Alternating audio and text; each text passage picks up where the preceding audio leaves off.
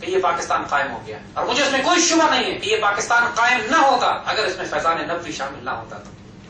اور اب یہ آنے والی نسلوں کی ذمہ داری ہے کہ جو وعدہ انہوں نے اللہ سے کیا ہے کہ اس پاکستان کو خلافت راشدہ کی بنیاد پر تعمیر کریں گے، اس وعدے کو پورا کریں، تاکہ جو وعدے اللہ نے ہم سے کیے ہیں اللہ ان کو اس وعدے کے مطابق عطا فرمائے۔ امیجن کریں گے کہ یہ قائد اعظم کے الفاظ ہیں، وہ قائد اعظم اس کو آج لوگ سیکولر ثابت کرنے پہ تلے ہوئے ہیں، یہ ثابت کرنے پہ تلے ہوئے ہیں کہ وہ سیکولر ریاست چاہتے تھے، وہ تو اسلامی تھے ہی نہیں۔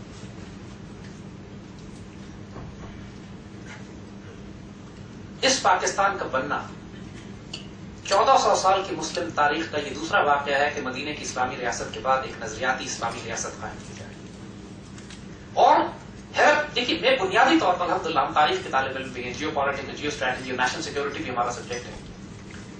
قرآن الحمدللہ ایک پیشن بھی ہے، پیار بھی ہے۔ جب ان ساری چیزوں کو آپ آپس میں ریلیٹ کرتے ہیں تو جو سملیرٹی پاکستان کی اس مدینے کی ریاست سے ملتی ہے وہ اتنی حیرت انگیز، اتنی سٹننگ ہے کہ وجود کے رونگٹے کھڑے ہو جاتے ہیں۔ یقین کیجیے وجود کے رونگٹے کھڑے ہو جاتے ہیں۔ وہاں بھی مکے کے مشرکوں کے ساتھ ہجرت کر کے مدینے کی ریاست بنائی جاتی ہے، یہاں بھی ہندوستان کے مشرکوں سے ہجرت کر کے پاکستان کی ریاست بنائی جاتی ہے۔ وہاں بھی پیدل پہ جھڑپیں ہوتی ہیں ان کے ساتھ، یہاں بھی ہماری پیدل پہ جھڑپیں ان کے ساتھ ہو رہی ہیں۔ وہاں ایک فیصلہ کن جنگ ہوئی تھی جس کے بعد فتح مکہ ہوتا ہے، وہ انشاءاللہ ہمارا ہونا ہے ہندوستان کے ساتھ۔ وہاں پر بھی خیبر کے یہودی مکے کے مشرکوں کے ساتھ مل کر مدینے کی ریاست کے خلاف کام کرتے تھے، یہاں بھی اسرائیل کے یہودی ہندوستان کے مشرکین کے ساتھ مل کر بدترین دشمن ہمارے بنے ہوئے۔ اور سب سے حیرت انگیز بات آپ کو یہ سنائیں، مدینے کا نام مدینہ طیبہ ہے، اور یہ لفظ پاکستان جو فارسی زبان کا ترجمہ ہے، اس کا لفظ پاک اور استان، ان دو لفظوں کو آپ الگ الگ کر کے ترجمہ کیجئے۔ پاک بچپن میں ہمیں پہلا کلمہ پڑھایا جاتا ہے، پہلا کلمہ طیب، طیب مانے پاک۔ لفظ پاک کا مطلب طیب یا طیبہ ہے، اور استان کہتے ہیں شہر کو، ٹیریٹری، جس کو عربی میں مدینہ کہتے ہیں۔ لفظ پاکستان کا لٹرل ٹرانسلیشن عربک میں مدینہ طیبہ بنتا ہے، لفظ پاکستان کا ترجمہ مدینہ طیبہ ہے۔ یہ اتنا حیرت انگیز تحفہ اللہ نے دیا ہے۔ 27 رمضان کی رات کو جمعہ مبارک کے دن یہ ملک وجود میں آتا ہے، مدینہ طیبہ جس کا نام ہے، 50 لاکھ شہداء کے سائے میں، سایہ خدائے ذوالجلال بھی ہے، فیضان نبوی بھی ہے، تمام وہ مماثلت ہے جو اس مدینے کی اول ریاست کی ہے۔ اور یہ مدینہ ثانی آج کے دور کا، جس کی آج کوئی مسلمان ملک اسلام کے نام پر نہیں بنا ہے۔ پہلی جنگ عظیم کے بعد انگریز نے نقشے توڑ توڑ کر بنائے تھے، پاکستان نظریاتی طور پر لڑ کر ہم نے اسلام کے نام پر لیا ہے۔ اور پھر معجزات دیکھیے، اس پاکستان کا بننا ایک معجزہ، اس پاکستان کا بچ جانا ایک معجزہ۔ لوگوں نے کہہ دیا تھا کہ ملک 3 مہینے سے زیادہ نہیں چلے گا، نہ ہمارے پاس فوج، نہ اکانومی، جو تھوڑا بہت سونا تھا وہ کراچی ایئرپورٹ پر شروع میں ہی چوری ہو گیا، فوج تھی نہیں ہمارے پاس، پوری فوج انڈین آرمی، برٹش آرمی کے جو مسلمان ٹروپس تھے پوری دنیا میں پھیلے ہوئے تھے، ساری انگریز فوج۔ اس کے باوجود قائد اعظم نے کشمیر میں جہاد شروع کیا، یہ کہہ کر کہ ہماری شہرت ہے۔ اور آج ہمیں نظر آیا 2010 میں کہ قائد اعظم نے اس کو شہرت کیوں کہا تھا، کہ جب پاکستان ڈوب گیا ان سیلابوں سے کہ جو انڈیا نے ان ڈیمز سے پانی چھوڑا جو کشمیر میں اس نے بنائے ہوئے تھے۔ ہم تو پہلے اس کو صرف سیاسی مسئلہ سمجھتے تھے، پرے کیا ہوا تھا۔ پچھلے 12-15 سال سے جو ڈیمز بنا رہا تھا انڈیا، اس کے اوپر پہلے ہمارا پانی روکا اس نے، اب حالت یہ ہے کہ کراپ سیزن کے لیے پانی نہیں ملے گا آپ کو، سردیوں کے لیے پرابلم شروع ہو گئی، کیونکہ ڈیمز تو ہے نہیں، اسٹوریج کیپیسٹی تھی نہیں ملک میں، جو 3 سال کا پانی ہے وہ سمندر میں پھینک دیا ہم نے۔ اور انڈیا جو ڈیم سے پانی روک رہا تھا، مانسون میں پانی چھوڑ کر وہ کام کر رہا ہے جو اس کی فوجیں اور توپیں بھی نہیں کر سکتی۔ اس لیے قائد اعظم نے 47 میں فوجیں داخل کی تھی کشمیر میں، اور جب تک سانس باقی رہی قائد اعظم کی، اس ٹوٹے پھوٹے پاکستان میں جس کے پاس ٹیبل سٹول کرسی میز نہیں تھا بیٹھ کے دفتر میں کام کرنے کے لیے، ببول کے کانٹوں سے پیپر پلس بنائی جاتی تھی، اس پاکستان نے فوجیں داخل کی کشمیر میں، آخری سانس تک لڑے، قائد اعظم کے انتقال کے بعد کمپرومائز کر کے بعد والے۔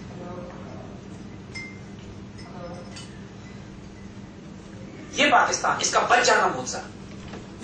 اور پھر سب سے کمال کی بات، 1971 کے بعد جب یہ ملک ٹوٹتا ہے، جب ہم نے اللہ سے کیے وعدے پورے نہیں کیے، ہمیں نقصان اٹھانا پڑا، ہمیں چوٹ لگی، لیکن جو پاکستان بنا ہے یہ ناممکنات میں سے ایک عجیب معجزے میں سے نہیں ہے کہ 9 سال کے اندر ہم ایٹمی طاقت بھی بن چکے تھے۔ Against all odds, historic impossibility once again, we became the sole Muslim nuclear power to this day. اور آج پوری دنیا کو اٹھا کے دیکھ لیجئے، اگر کفر کسی ملک کے خلاف محاذ بنائے بیٹھا ہے تو وہ پاکستان ہے۔ نارتھ افریقہ میں کسی مسلمان ملک کے خلاف، مڈل ایسٹ میں کسی مسلمان کو کوئی کیمپین نہیں بیٹھو، سینٹرل ایشیا میں کوئی کیمپین کسی مسلمان ملک کے خلاف نہیں ہے تو مشرق و مغرب کا کفر ہمیں گھیر کے بیٹھا۔ کو پسند آئے یہ بات کہ نہ پسند آئے، اللہ نے چن لیا ہے آپ کو اس بات کے لیے کہ اللہ کے دین کو دنیا میں غالب اور نافذ کرنے کی ڈیوٹی آپ کو دے دی گئی ہے۔ اس پاکستان میں کچھ بھی نہیں ہونا، اس کو فکر نہ کریں۔ ایسٹ پاکستان کا الگ ہونا بھی اللہ تعالیٰ کی طرف سے ایک روحانی معجزہ تھا، ایک وزڈم ہے اس کی، ایک راز ہے۔ تکلیف بہت ہوئی، چوٹیں میں بڑی لگی، انڈیا کو بھولے نہیں، اس کا حساب ہم الگ چکائیں گے انشاءاللہ، لیکن سیاسی طور پر اپنے حکمرانوں کی نااہلی کی وجہ سے وہ ہمارے لیے ایکسس بیگیج بن گیا تھا۔ علامہ اقبال نے جس پاکستان کا خواب دیکھا تھا اس میں بنگال شامل نہیں تھا، اس کے اندر یہ پاکستان تھا۔ بنگال کے مسلمانوں کے ساتھ ہم دوبارہ مل جائیں گے جا کے انشاءاللہ، جب ایک دفعہ جس طرح پہلے ہم نے کیا تھا تاریخ میں، ایک دفعہ میرے آباء و اجداد، میرے والد کا تعلق بہار سے، اور وہ ایک ہمارے آباء و اجداد، ان کا نام حضرت ابراہیم ملک بیاہ، ایک بزرگ ہیں کہ جو بغداد سے نکلے، شیخ عبد القادر جیلانی کی اولاد سے افغانستان پہنچے، ایک مسلمان جنرل تھے، اور پھر مسلمان فوجوں کے ساتھ آپ نے ہندوستان فتح کرنے میں کیمپینز کی اور بہار کا صوبہ فتح کیا جا کے، اور وہاں سے بنگال مسلمان فوجوں کو داخل کیا۔ یہ ہماری تاریخ رہی ہے ہمیشہ سے۔ اس پاکستان کے خطے سے، افغانستان سے، پاکستان کے خطے سے آتے ہیں، دہلی فتح کرتے ہوئے مشرق کی طرف بڑھتے چلے جاتے ہیں، پھر بہار اور بنگال۔ یہ انشاءاللہ ایک دفعہ پھر یہ کیمپین دہرائی جائے گی۔ حضور صلی اللہ علیہ وسلم نے اس کی حدیث شریف میں خوشخبری اور بشارت دی ہے کہ غزوہ ہند ہوگا، اور یہ آخری دور کی حدیث ہے، یہ اول دور کی نہیں ہے۔ جو حالات جس طرح کے بلڈ ہو رہے ہیں from a geopolitical point of view also, ہمیں نظر آ رہا ہے کہ انڈیا کے ساتھ ایک فائنل شو ڈاؤن ہوگا ہمارا۔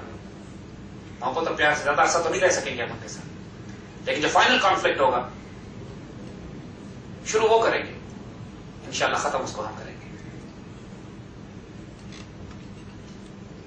اس وقت اس پاکستان کے جو حالات آپ دیکھ رہے ہیں ان سے بالکل نہ گھبرائیے گا۔ 21ویں صدی کے آغاز میں دشمن ایک نئے کھیل کو کھیل رہا ہے۔ پہلی جنگ عظیم کے بعد انہوں نے مسلمان دنیا کو توڑ کے چھوٹے ملکوں میں تقسیم کیا۔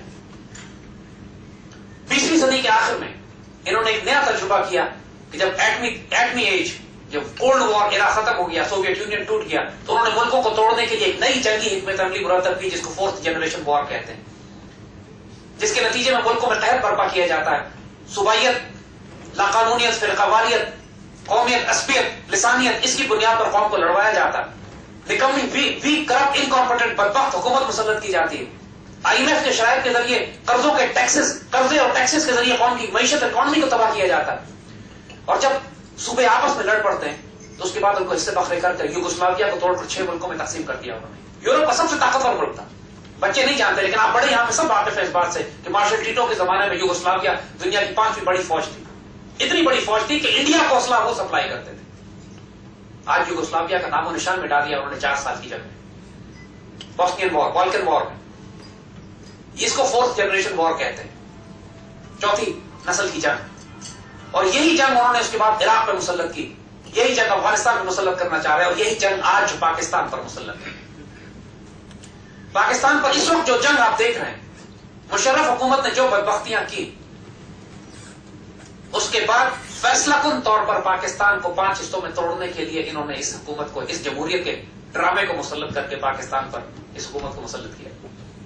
اور اس حکومت کے آتے ہی دیکھیے عوامی نیشنل پارٹی جو ہمیشہ سے پاکستان کے وجود کے خلاف رہی ہے، اس کو صوبہ سرحد میں حکومت دی گئی۔ MQM جو بنیادی طور پر پاکستان کے وجود کے خلاف ہے، اس کو سندھ میں حکومت دی گئی۔ بلوچستان میں کوئی حکومت ہی نہیں ہے، وہاں سارے سب نیشنلسٹ سیپریٹسٹ ایلیمنٹس کو وہاں پہ لا کے حکومت دی گئی، اور مرکز پاکستان کا ان کے حوالے کر دیا گیا کہ جو اللہ کے عذابوں میں سے ایک عذاب، امت کی مصیبتوں میں سے ایک مصیبت ہے۔ اور ان کا کھیل پھر یہی تھا، یعنی ہر وہ عمل کیا عوامی نیشنل پارٹی کی حکومت نے کہ پاکستان کے صوبوں میں فرنٹیئر میں خاص طور پر فساد، قتل و غارت، کچھ تو خون برپا کر دیا جائے۔ ہزارہ پختونخوا کا نام تبدیل کیا، نتیجتاً پورے صوبے ہزارہ کے نام پہ بغاوت کھڑی ہو گئی۔ آج سر طرف ہزارہ صوبے کے بورڈ لگے ہوئے ہیں، حالانکہ کوئی صوبہ ہزارہ نہیں بنا ہوا، لیکن بورڈ لگے ہوئے ہیں، بغاوت برپا ہو چکی ہے وہاں پہ آلریڈی۔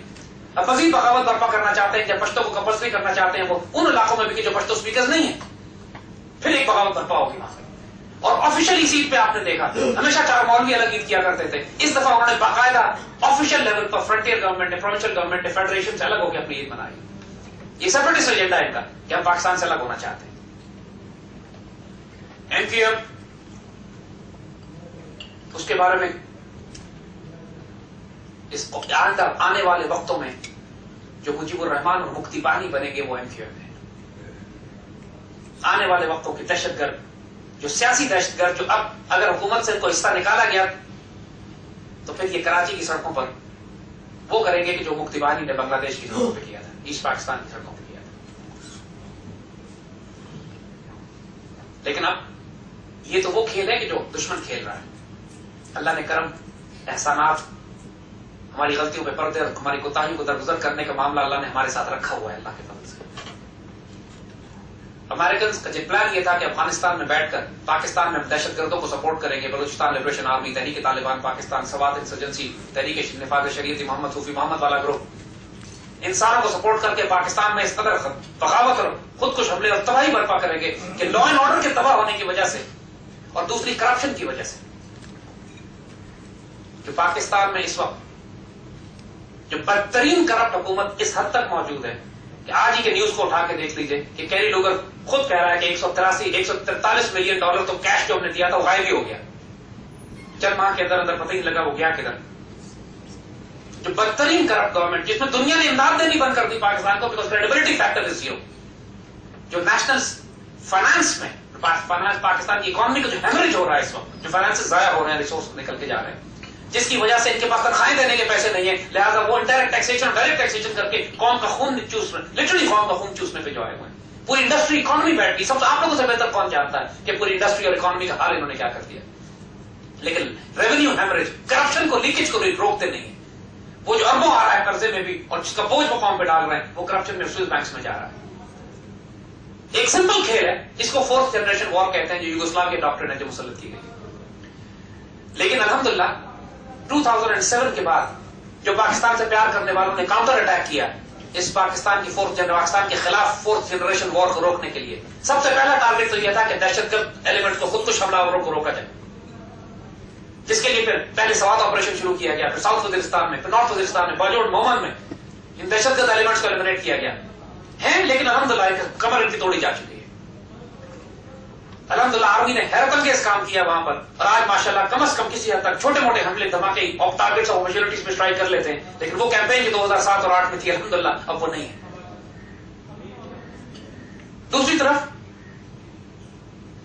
جس چیز میں دخل بالکل نہیں دیا جا سکا تھا لیکن اب الحمدللہ سپریم کورٹ جس میں دخل دے رہی ہے، چیف جسٹس کو بحال کرانے کا مقصد یہی تھا کہ کم از کم جوڈیشل پروسیس کے ذریعے اس حکومت کو تھوڑی سی لگام ڈالی جائے، اور اب الحمدللہ اچھی خاصی لگام ان کو ڈالی جا رہی ہے. حالات تو اب اس طرح کے ہو گئے کہ اب تخلق کی بات کی جا رہی ہے کہ یا حکومت رہے گی یا سپریم کورٹ رہے گی. انشاءاللہ سپریم کورٹ رہے گی. اور دوسری طرف پاکستان آرمی کسی حد تک کوشش کر کے لا اینڈ آرڈر کو سیکیور کرنے کی کوشش کر رہی ہے، مگر پاکستان کے نوجوانوں میں پیٹریوٹک ایلیمنٹس میں اقبال ریوائو ہوئے ہیں. جو سب سے حیرت انگیز اور خوبصورت اور خوشائند بات یہ کہ اقبال کی آئیڈیالوجی نوجوان طبقے میں ریوائو ہوئی ہے. اب تو موبلنگ بھی اور ٹیلی نار بھی ماشاءاللہ اپنے اشتہار کو بنا رہے ہیں کہ پاکستان کو وہ مستقبل دکھا رہے ہیں کہ آئندہ آنے والے وقتوں میں ایک پاکستان جس کی ہاں اور نہ میں دنیا کے فیصلے ہوں گے انشاءاللہ، جو امت مسلمہ کی قیادت کرے گا انشاءاللہ، جس پاکستان میں عدل اور انصاف کا وہ ماڈل ہوگا جو خلافت راشدہ کے نظام میں دیکھا کرتے تھے.